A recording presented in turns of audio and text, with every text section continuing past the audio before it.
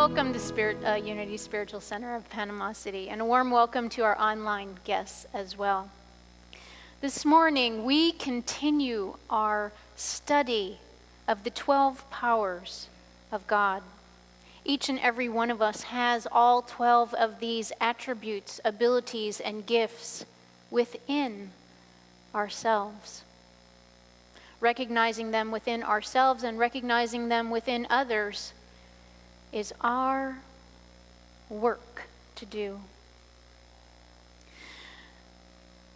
The foundational principles come from the book, 12 Powers of Man, written by Charles Fillmore, co-founder of Unity, published in 1930. So the study of each of these 12 powers can be a large and expansive study if you have the time to do so. I encourage you throughout your lifetime to explore each of these concepts a little bit deeper as you're inspired to awaken and quicken them within your own life. Our focus of each of the 12 powers will be focused on the location of the body and the color that it is associated with. Our intention is to know what each one of these attributes of God look like when it's expressed in a healthy and balanced way, and also to know what it looks like when it's underdeveloped or overdeveloped. Because when we see under and overdeveloped, it clues us in to return to center, to return our focus to the power and presence of God within us. And so the goal at the end of the series is to know at a deeper level all 12 of these powers. Last week we explored wisdom and judgment. Wisdom is the ability to judge, evaluate, discern, and to apply what it is you know. The metaphysical meaning of wisdom is our intuitive knowing, our spiritual intuition. It is the voice of God that we hear, sometimes softly, sometimes loudly, but we must learn to recognize when our divine presence, the power of God, is active in our world and speaking to us in inspiration. Our wisdom location is at the solar plexus, the pit of the stomach. We recognize when our gut wisdom tells us that we know, that we know, that we know, and there's no one or nothing that can sway us from acting on that intuition. Related to this power is judgment. It's been called both of these throughout the years of studying this work. The metaphysical meaning of judgment is the mental act of evaluation through comparison and contrast. It too refers to spiritual discernment and the inner voice of God inspiring you and speaking to you in the many ways that Spirit shows up for us in our world, whether through studying a book or scripture or a line on a radio or hearing the right and perfect words that we need to hear from another one of our spiritual seekers on the path. They may not know why they said it, but they know it was for you to hear. And so, recognizing the power of judgment, it can be either from our ego-based self or our spiritual self, because human beings are both. As spiritual beings having a human experience, our thoughts create the outer manifestation of our life, the movie that is played as we go through our daily living.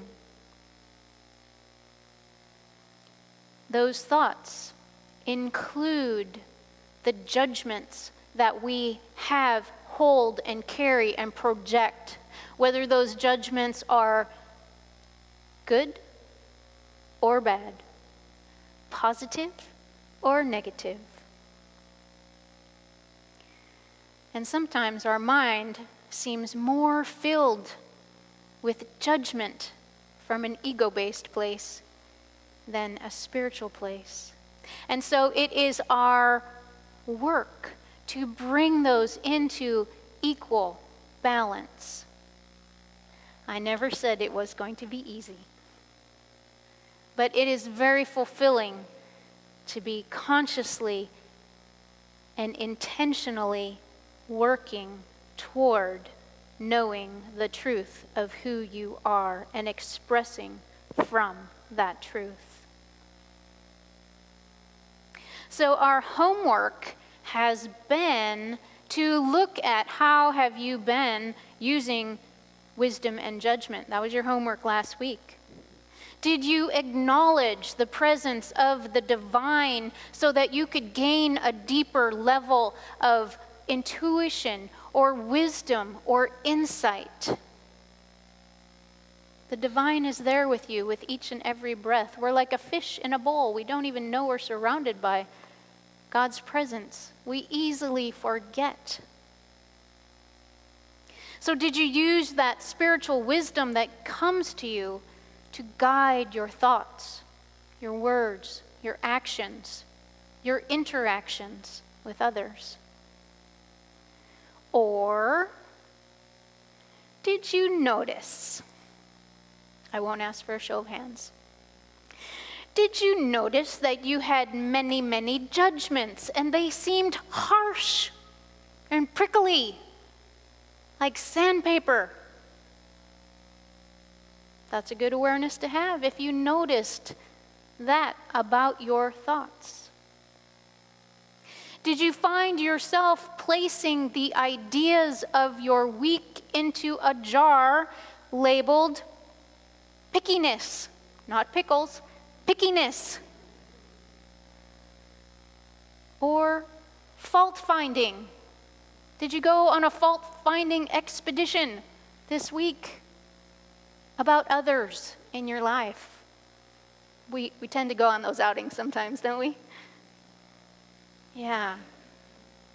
Or were you singing the country western song, "There just ain't nothing good enough"? Do I need to repeat that? There just ain't nothing good enough. We've all sung that song, whether we're country western fans or not. It can be put to rap or jazz, whatever your favorite, it's there. So I invite you to take a look at these tools and to find an area of your life to identify and consciously and intentionally work on. We all have our area that we're working on, myself included, so that we can grow into a conscious awareness of balance of all of our 12 powers and our attributes, not just the one that we're working on that week, because they all work together in an integral way. They are woven together, just like we, the human race, is woven together, even though we appear different. We are all one in spirit. So as we look at our oneness, let us now look towards the divine attribute of love. Love is the ability to attract, unify, and desire. It is the ability to practice unconditional acceptance and forgiveness. I won't ask for a show of hands on that one either, because we are all striving in our life experience to unconditionally accept ourselves. That's part of the human condition, let alone the rest of the people in our world. We're still struggling with, the one we came as a package with. Or am I only speaking for myself? No, I didn't think so. Forgiveness. Oh, I won't even go there today because that's a whole series in itself. We'll get there. And so it's important to know that the metaphysical meaning of love is the pure essence of being, of God energy that binds together the whole human family, all of life. We believe that God is everywhere present. God energy, God life, God love. It's everywhere. Goes back to the fish in the bowl. You're so immersed in it, we forget what it is we're experiencing. In divine mind, love is the power that joins and binds. In divine harmony, it joins and binds the universe as a whole and everything in it.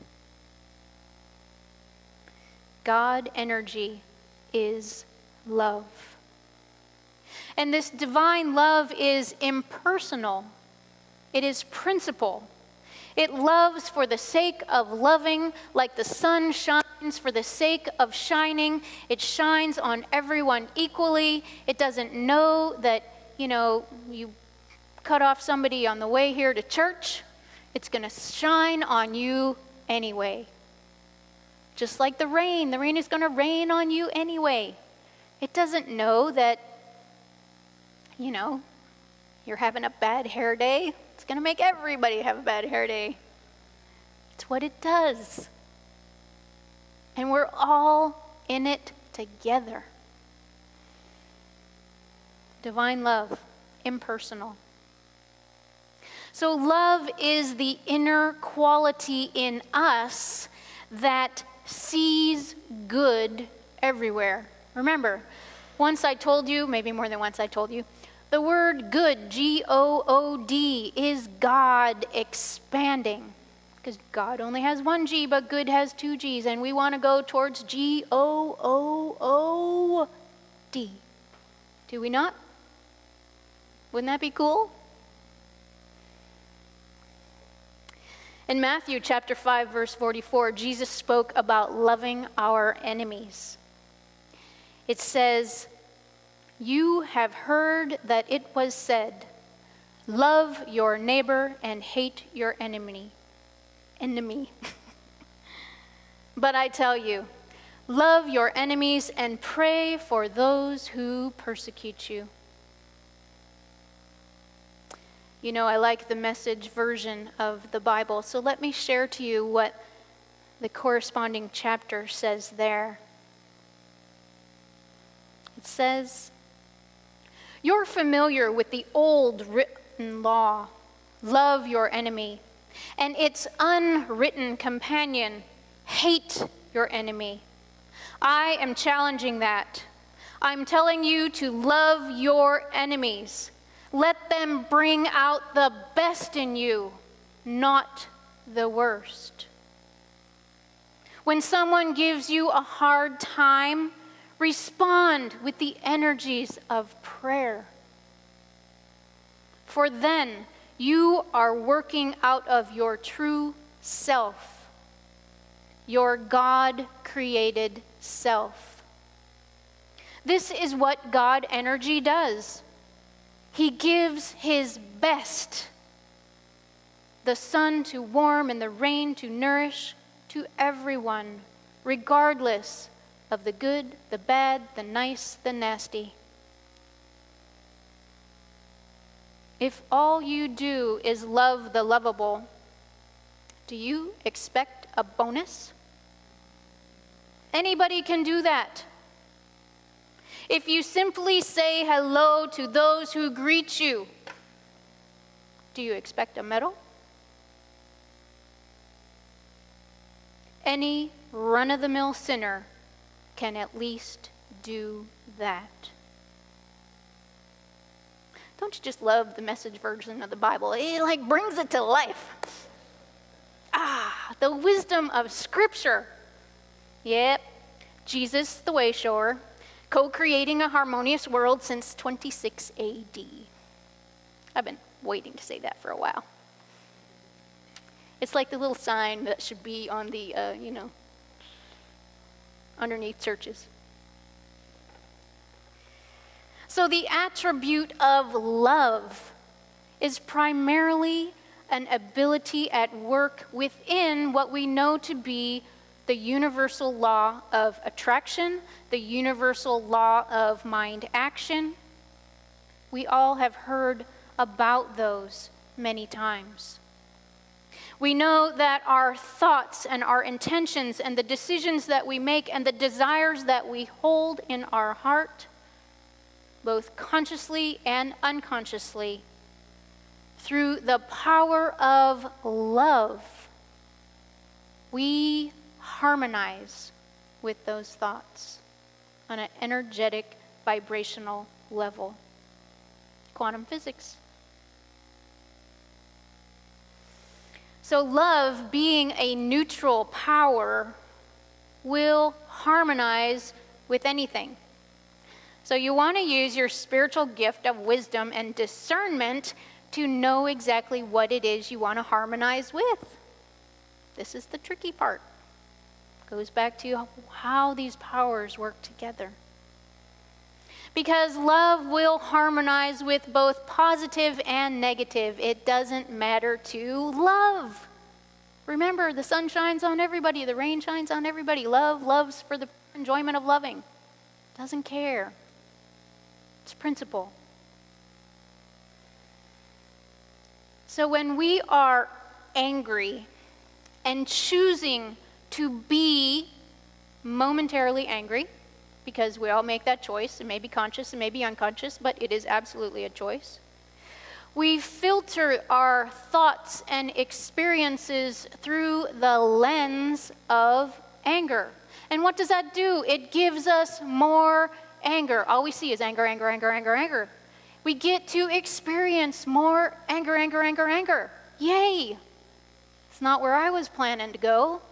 I don't know about you. And the same with sadness.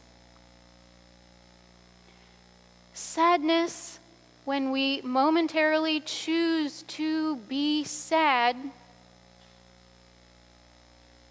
whether conscious or unconsciously,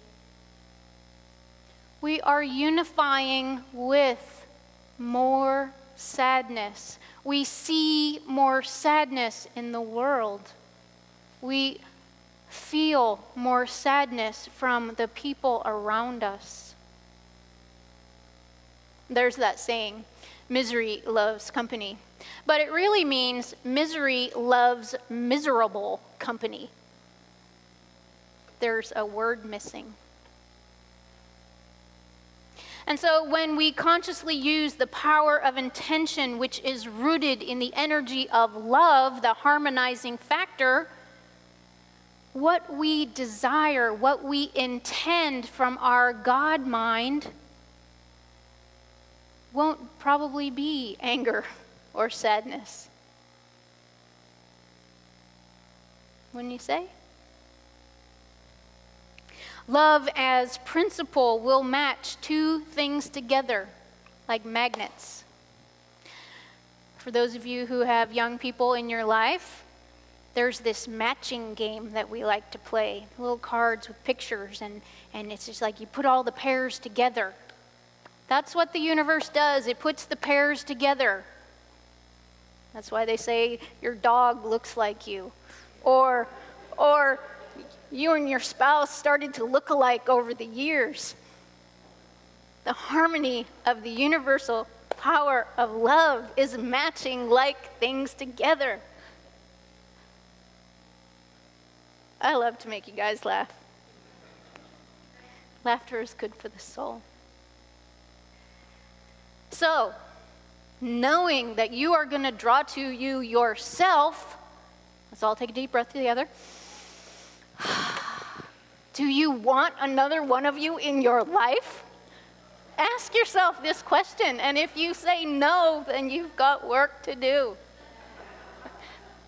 Change before it's too late. All right. No, I'm just getting silly.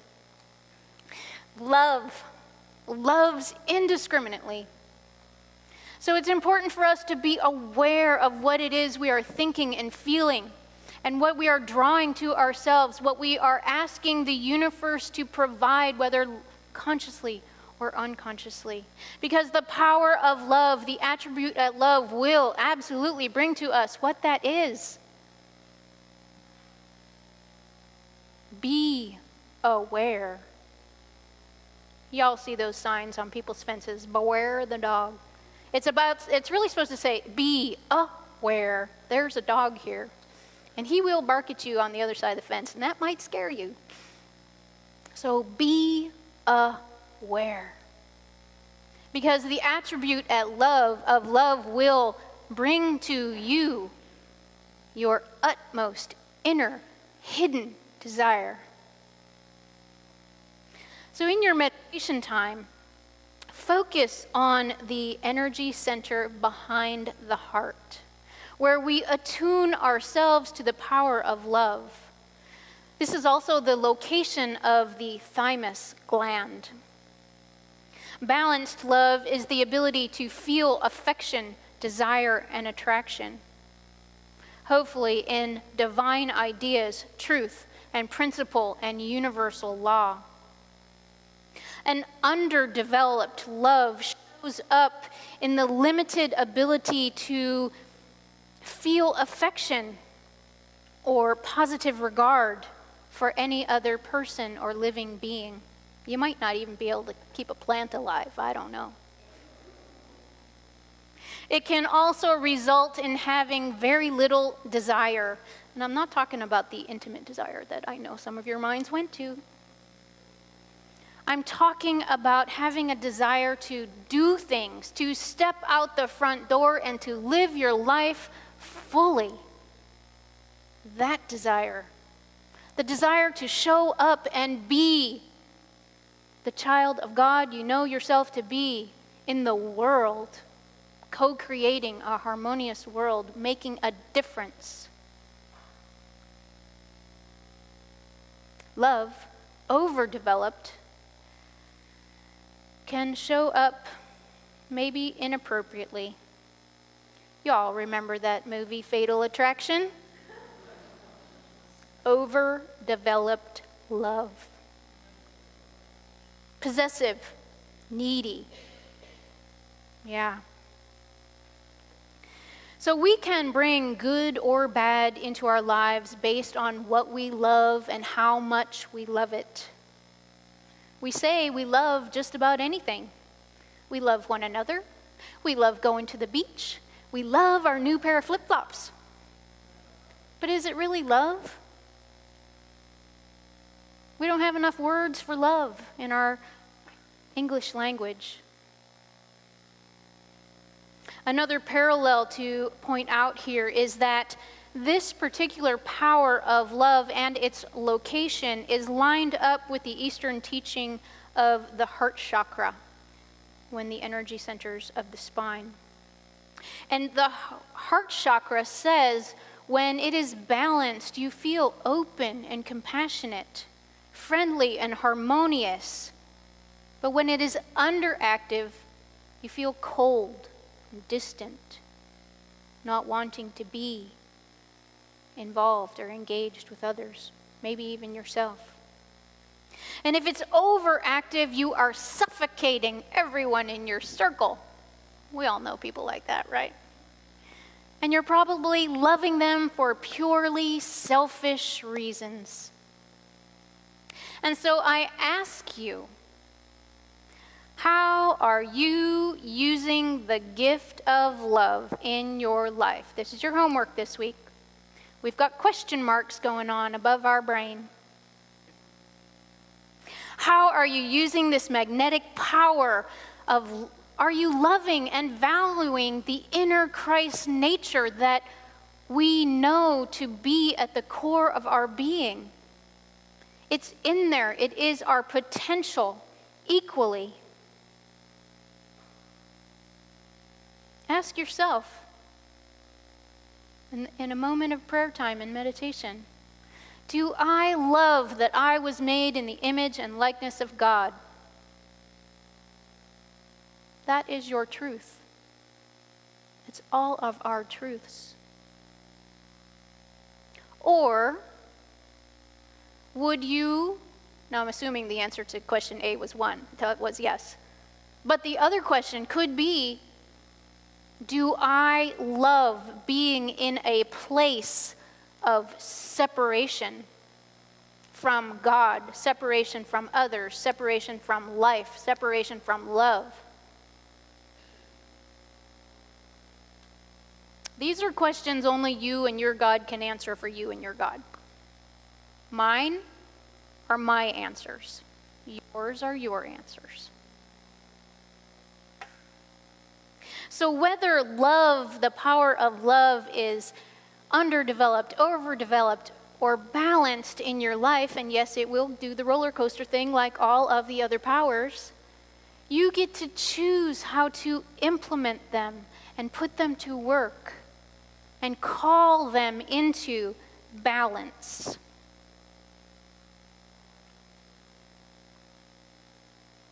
This is something that we have been working on for a long, long time. Because in the Greek temples, it said, love, tempered with wisdom, is the secret of life. Love, tempered with wisdom, is the secret of life. This is not just a challenge for today. This is the human experience. Everyone who's come before and those who will come after will go through this journey of awakening the love within themselves, to express the love from in themselves, to receive love from others and know that they are loved. It's part of the human experience. And so I invite you to awaken that love, embrace the love that comes to you, and spread that love with the world. That is my prayer for you, and I will hold that in my thoughts. Namaste.